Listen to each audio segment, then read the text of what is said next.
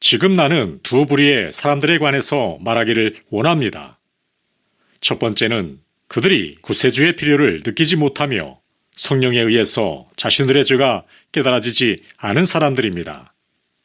두 번째는 성령에 의해서 자신들의 죄가 깨달아져 구원을 받기 위해서 내가 무엇을 해야 하겠습니까? 라고 소리치는 사람들입니다.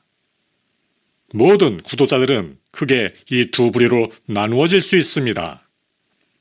이들 중 전자는 바리새인의 정신이라고, 후자는 세리의 정신이라고 말할 수 있습니다.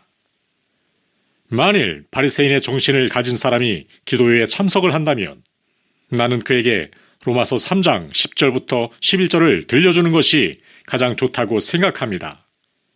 기록되기를 의인은 없나니 하나도 없으며 깨닫는 자도 없고 하나님을 찾는 자도 없고 다 치우쳐 한 가지로 무익하게 되고 선을 행하는 자는 없나니 하나도 없도다.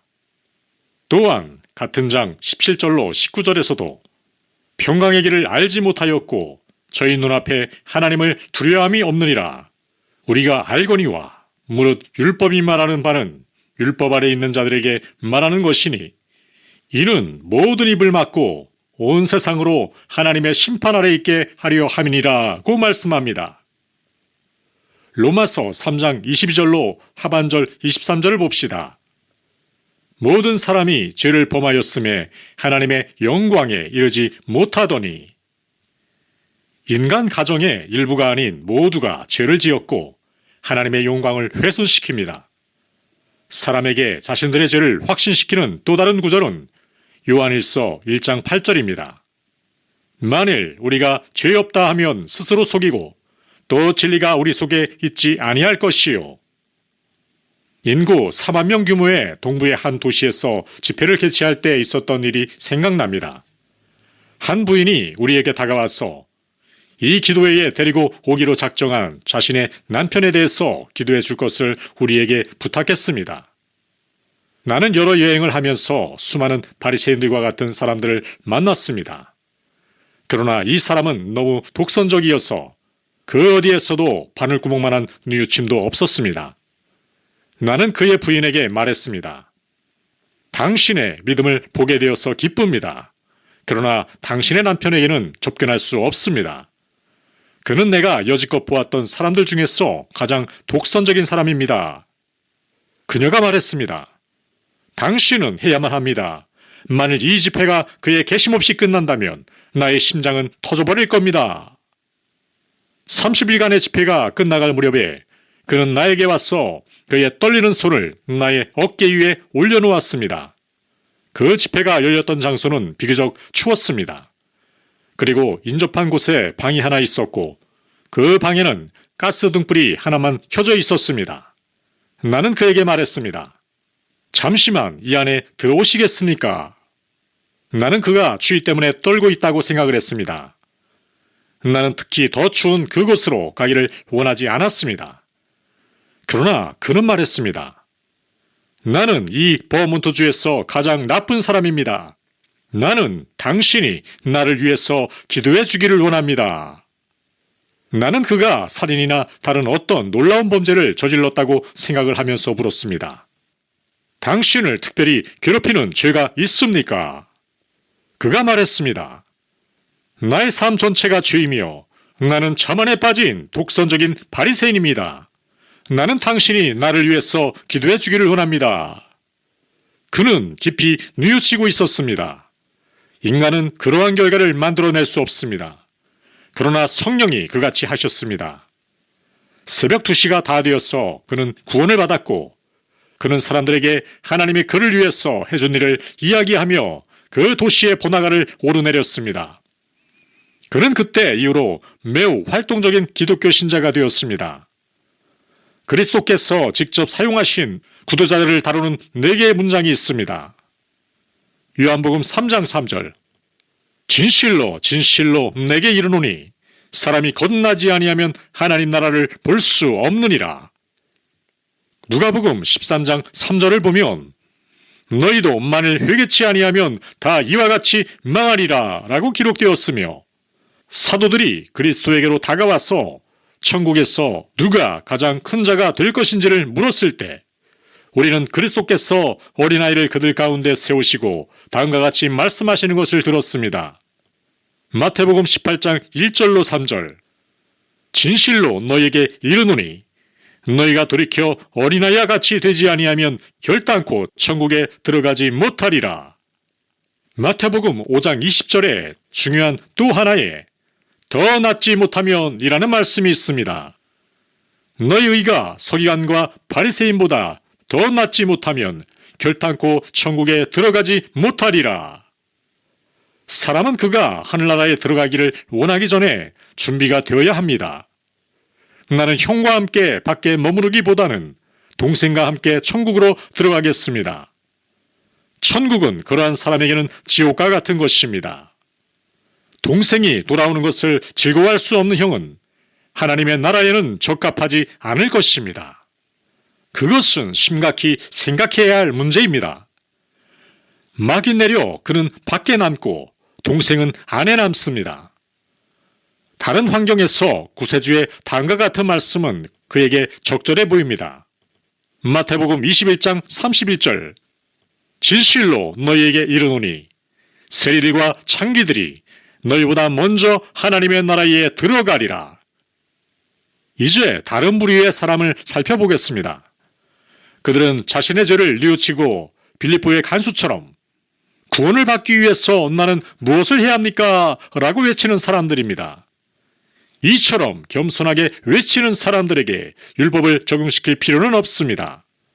그들은 바로 다음과 같은 성경의 구절로 인도되는 것이 더 나을 것입니다. 사도행전 16장 31절. 주 예수를 믿으라. 그리하면 너와 내 집이 구원을 얻으리라. 당신은 이 말을 찌푸리며 다음과 같이 말하는 사람을 많이 만날 것입니다. 나는 믿음이란 무엇인지 잘 모르겠어. 그들이 구원을 받기 위해서 믿어야 하는 것이 천국의 법이라고 할지라도 그들은 아직도 그 밖에 다른 어떤 것을 원합니다. 우리는 그들에게 무엇을, 어디서, 어떻게 믿어야 하는지를 말하겠습니다. 요한복음 3장 35절로 36절을 보면 아버지께서 아들을 사랑하사 만물을 다 그의 손에 주셨으니 아들을 믿는 자는 영생이 있고 아들을 순종치 아니하는 자는 영생을 보지 못하고 도리어 하나님의 진노가 그 위에 머물러 있느니라 라는 말씀이 있습니다. 인간은 불신에 의해서 즉 하나님의 말씀을 믿지 않으므로 생명을 잃었습니다. 그러나 우리는 믿음에 의해서 즉 하나님의 말씀에 따라 하나님을 받아들임으로 생명을 다시 얻습니다. 다시 말해 우리는 아담이 넘어진 곳에서 일어섭니다. 아담은 불신이라는 돌에 걸려 앞으로 쓰러졌습니다. 그러나 우리는 믿음에 의해서 일으켜져 똑바로 섭니다. 사람들이 그들이 믿을 수 없다고 말할 때 그들에게 성경을 보여주면서 다음과 같이 붙들어 주십시오. 하나님이 6,000년 동안 그의 약속을 어긴 적이 있습니까? 악마와 인간들은 하나님이 약속을 깨뜨렸다는 것을 보여주기 위해서 부단히 노력하였지만 실패하였습니다. 만일 하나님이 말씀하신 것들 중 단 한마디라도 깨어지면 오늘 지옥에서 축제가 있을 것입니다. 만일 어떤 사람이 그가 믿을 수 없다고 말한다면 그에게 이 사실을 강조하십시오. 즉, 나는 내 자신의 마음을 믿을 수 있는 것보다 더 잘 오늘 하나님을 믿을 수 있다. 예레미야 17장 9절. 만물보다 거짓되고 심히 부패한 것은 마음이라 누가 능히 이를 알리요. 만일 당신이 생명의 길을 알기를 원한다면 예수 그리스도가 당신의 개인적인 구세주라는 것을 믿으십시오. 모든 교리와 신조를 잘라버리고 하나님의 아들의 품 안으로 오십시오. 만일 당신이 말라 비틀어진 교리를 먹고 생활한다면 당신은 그러한 음식에 의해서 많이 자라지 못할 것입니다. 신조와 영혼에 대한 관계는 나를 저녁에 초대한 친구의 집에 이르는 길과 육체에 대한 관계와 같습니다. 만일 내가 바른 길을 택한다면 교리는 나를 길로 데려다 줄 것입니다. 그러나 만일 내가 길 위에 남게 된다면 나의 배고픔은 결코 채워지지 않을 것입니다. 신조를 먹고 살려는 것은 건조한 껍질들을 먹고 살려는 것과 같습니다. 만일 영혼이 천국으로부터 보내진 생명의 떡을 먹지 않는다면 야유게 될 것입니다. 어떤 사람이 나는 어떻게 나의 마음을 따뜻하게 할 수 있을까라고 묻습니다. 그것은 믿음에 의해서입니다. 당신은 하나님을 믿어야 그를 사랑하고 그에게 봉사할 수 있는 힘을 얻게 됩니다. 사도 요한은 말합니다. 요한일서 5장 9절로 12절. 만일 우리가 사람들의 증거를 받을진대 하나님의 증거는 더욱 크도다. 하나님의 증거는 이것이니 그 아들에 관하여 증거하신 것이니라. 하나님의 아들을 믿는 자는 자기 안에 증거가 있고 하나님을 믿지 아니하는 자는 하나님을 거짓말하는 자로 만드나니 이는 하나님께서 그 아들에 관하여 증거하신 증거를 믿지 아니하였음이라. 또 증거는 이것이니 하나님이 우리에게 영생을 주신 것과 이 생명이 그의 아들 안에 있는 그것이니라. 아들이 있는 자에게는 생명이 있고 하나님의 아들이 없는 자에게는 생명이 없느니라. 만일 우리가 인간들의 증거를 귀담아 듣지 않는다면 인간 만세는 정지 상태에 이르게 될 것입니다.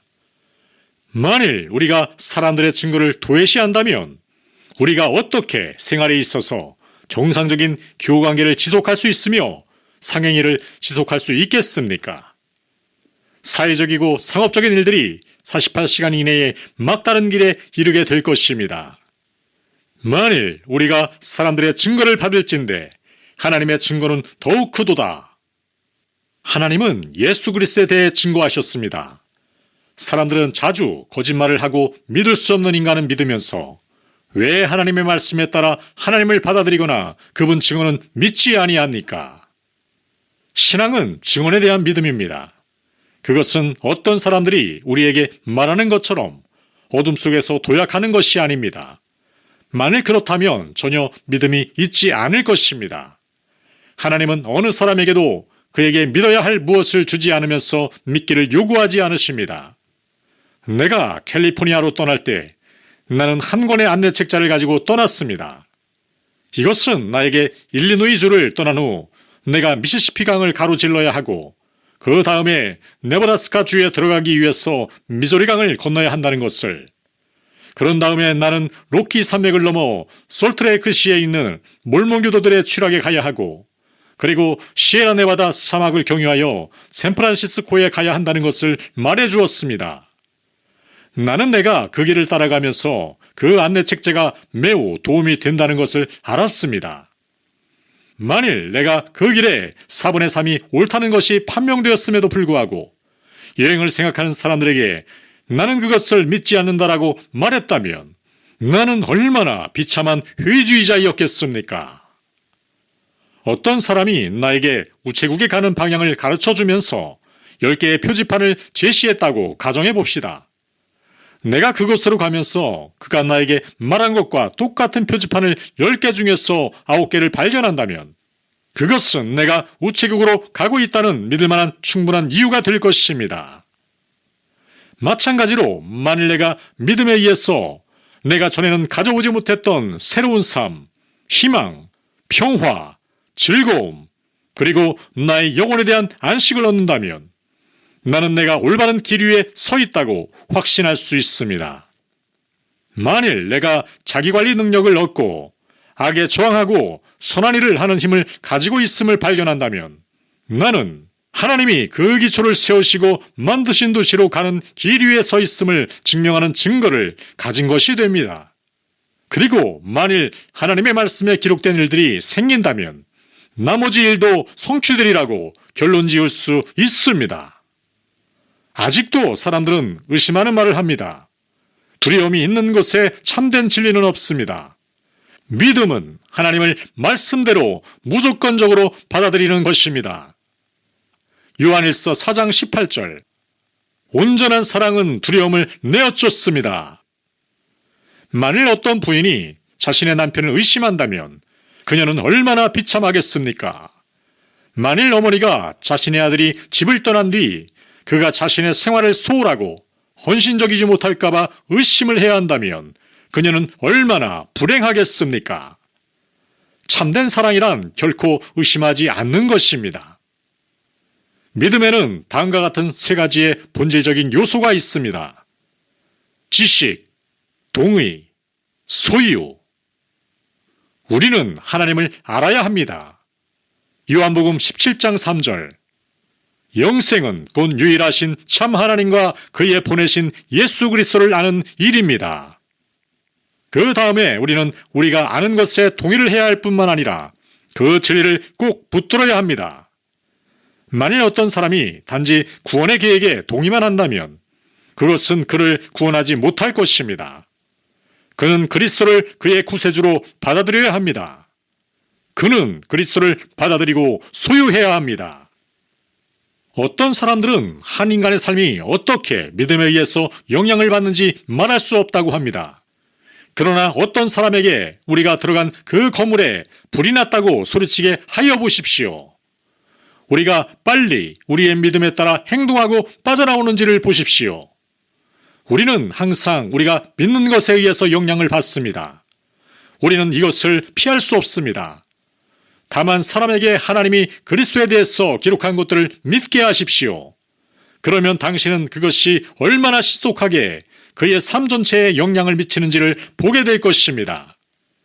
요한복음 5장 24절을 보십시오. 그 한 구절에 모든 영혼이 구원을 받기에 충분한 진리가 있습니다. 그것은 한 점의 의혹의 그림자를 허용하지 않습니다. 진실로 너에게 이르노니 내 말을 듣고 또 나 보내신 이를 믿는 자는 영생을 얻었고 심판에 이르지 아니하나니 사망에서 생명으로 옮겼느니라.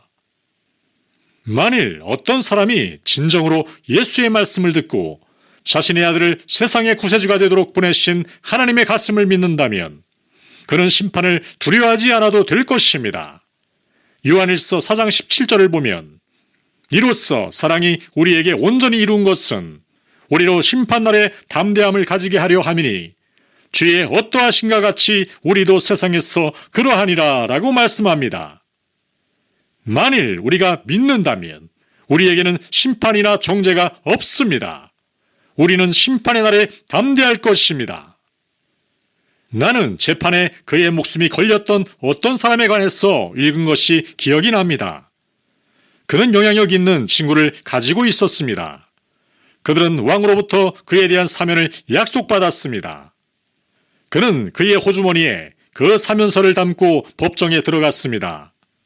재판관은 법정에 있는 사람들이 그가 그처럼 태어남에 충격을 받았다고 말했습니다. 그러나 형이 선고되었을 때 그는 그 사면서를 꺼내어 제시하였고 자유인이 되어 걸어나갔습니다. 그가 사면되었듯이 우리도 그렇게 사면되었습니다. 그러므로 죽음이 오게 하십시오. 우리는 두려울 것이 아무것도 없습니다. 이 세상의 모든 무덤을 파는 사람들도 영원한 생명을 담을 만큼 충분히 넓고 깊은 무덤을 팔 수는 없습니다. 이 세상의 모든 관을 만드는 사람들도 영원한 생명을 담을 만큼 충분히 크고 단단한 관을 만들 수는 없습니다. 죽음이 한 번은 그리스도에게 그의 손을 내밀었으나 결코 다시는 내밀지 않을 것입니다. 예수께서 말씀하셨습니다. 요한복음 11장 25절로 26절. 나는 부활이요 생명이니 나를 믿는 자는 죽어도 살겠고 무릇 살아서 나를 믿는 자는 영원히 죽지 아니하리라. 계시록에서 우리는 하늘로 올라가신 구세주께서 요한에게 다음과 같이 말씀하시는 것을 봅니다. 요한계시록 1장 18절. 내가 전에 죽었었노라.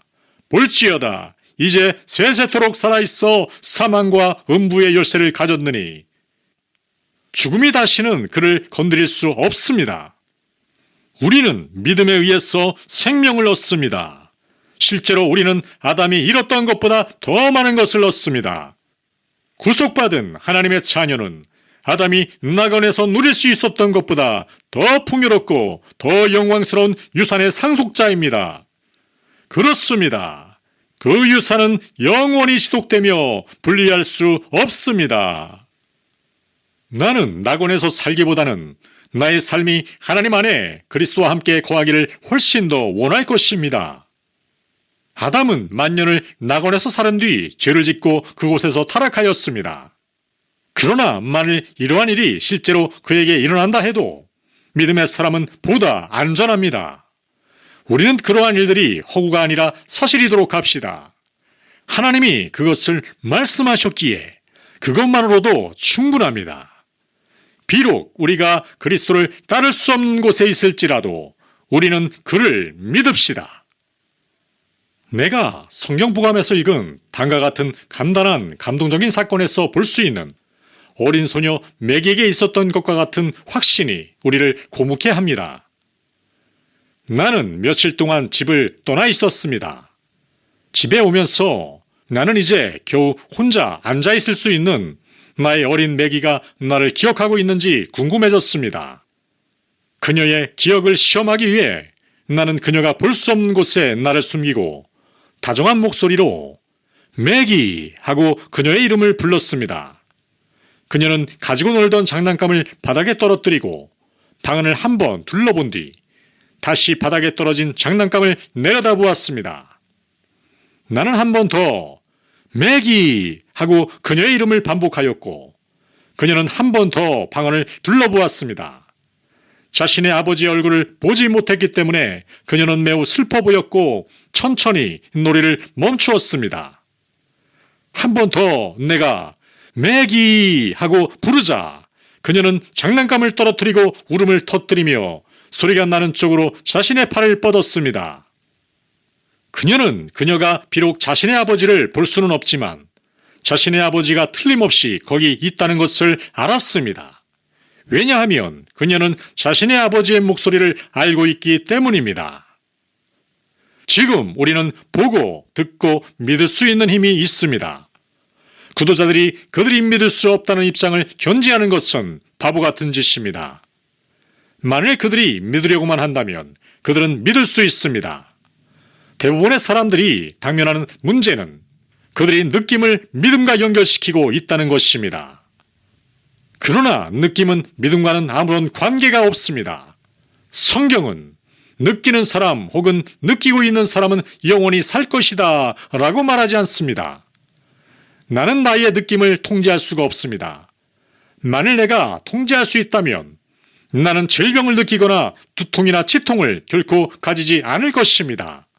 나는 늘 건강할 것입니다. 그러나 나는 하나님을 믿을 수 있습니다.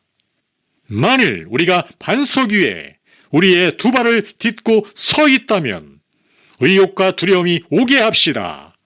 파도로 하여금 우리 주위를 휘몰아치게 하십시오. 닻이 우리를 붙들 것입니다. 그러므로 친구여, 우리의 구원의 수단은 하나님의 말씀대로 하나님을 받아들이는 것입니다. 허드슨 강유에 가정을 꾸리고 있는 한 사람이 뉴욕시에서 살고 있었습니다. 그의 딸과 그녀의 가족들이 그와 함께 겨울을 보내기 위해서 갔습니다. 한겨울에 성홍열이 발병을 해서 그의 어린 손녀딸은 검역을 받고 가족들과 떨어져 격리되어 있어야 했습니다. 그 늙은 할아버지는 매일 아침 일하러 나가기 전에 손녀딸의 방에 들러 안녕 하고 아침 인사를 하였답니다. 그런데 어느 날 그 어린 소녀는 할아버지의 손을 잡고 그를 그 방의 한 구석으로 끌어당겼습니다. 그녀는 말은 한마디도 하지 않은 채 작은 과자들을 정렬하여 할아버지, 나는 그림 상자가 필요합니다 라고 하였습니다. 그는 집에 돌아왔을 때 그의 외투를 걸어놓고 늘 하듯이 그녀의 방으로 갔습니다. 그의 어린 손녀딸은 그의 희망이 받아들여졌는지를 알려고도 하지 않은 채 그를 같은 구석으로 데리고 갔습니다. 거기에 그는 같은 방법으로 할아버지, 나는 당신이 나에게 그림 상자를 주신 것에 감사드립니다 라고 쓰여 있는 것을 보았습니다. 그 노인은 무엇이든 그 아이를 만족시켰습니다. 이것이 바로 신앙입니다. 믿음은 하나님의 말씀을 받아들이는 것입니다. 어떤 눈에 보이는 증거를 원하는 사람들은 늘 고민에 쌓이게 됩니다. 우리는 다음과 같은 길로 나가기를 원합니다. 하나님이 그것을 말씀하신다. 우리는 그것을 믿자. 그러나 어떤 사람은 믿음은 하나님의 선물입니다 라고 말합니다. 그러나 공기가 그렇듯이 당신은 그것을 숨쉬어야 합니다. 빵이 그렇듯이 당신은 그것을 먹어야 합니다. 물이 그렇듯이 그것을 마셔야 합니다. 어떤 사람은 신비스러운 감정을 요구합니다. 그것은 믿음이 아닙니다. 로마서 10장 17절. 믿음은 들음에서 나며 들음은 그리스도의 말씀으로 말미암았느니라. 이것이 믿음이 오는 통로입니다. 이상한 느낌이 나를 엄습하듯 다가올 때까지 주저앉아서 믿음을 기다려서는 안 됩니다. 우리는 하나님의 말씀 그대로 하나님을 받아들여야 합니다. 만일 당신이 믿을 수 있는 무엇을 가지지 않는다면 당신은 믿을 수가 없습니다. 성경에 쓰여진 그대로 복음을 받아들이고 그것을 전유하고 그리고 그것을 꼭 붙드십시오. 요한복음 6장 47절로 48절에서 우리는 다음과 같은 구절을 읽을 수가 있습니다. 진실로 진실로 너에게 이르노니 믿는 자는 영생을 가졌나니 내가 곧 생명의 떡이로다. 그 빵이 바로 여기에 있습니다. 그것을 먹으십시오. 제가 수천 개의 빵덩어리를 집에 가지고 있으며 또 수천 명의 굶주린 사람들이 그것을 먹기 위해서 기다리고 있을 수도 있습니다. 그리고 그들이 그 빵이 그곳에 있다는 사실에 동의를 할 수도 있습니다. 그러나 그들이 그 빵을 들어서 그것을 먹지 않는다면 그들의 배고픔은 채워지지 않을 것입니다. 그리스도는 하늘로부터 내려온 산떡이기 때문에 육신이 자연의 음식을 먹는 것처럼 영혼은 그리스도를 먹어야 합니다. 만일 물에 빠진 사람이 그를 구조하기 위해서 던져진 밧줄을 보았다면 그는 그것을 움켜잡아야 합니다. 그 밧줄을 잡기 위해 그 밖의 모든 것을 버려야 합니다. 만일 어떤 사람이 아프다면 그는 약을 복용하여야 합니다. 단순히 그것을 바라보는 것은 그를 낫게 하지 못할 것입니다. 만일 구도자가 그리스도를 믿고 그를 그의 유일한 희망으로 받아들이지 않는다면 그리스도에 대한 지식은 그를 결코 돕지 않을 것입니다. 뱀에 물린 이스라엘 사람들이 그 뱀이 높이 올려졌다는 것을 믿었을지라도 그들이 그것을 보지 않았다면 그들은 살아나지 못했을 것입니다. 나는 어떤 큰 배가 나를 대양을 가로질러 운반할 것이라는 것을 믿습니다. 그러나 만일 어떤 사람이 나의 지식에 따라서 행동하지 않는다면 대양을 가로지르는 그에게 그것은 아무 도움이 되지 않을 것입니다. 그리스도에 대한 지식도 마찬가지로 만일 우리가 그것에 따라 행동하지 않는다면 우리에게 아무런 도움도 주지 않을 것입니다. 이것이 바로 주 예수 그리스도에 대해 믿는다는 것입니다. 그것은 우리가 믿는 바대로 행동하는 것입니다.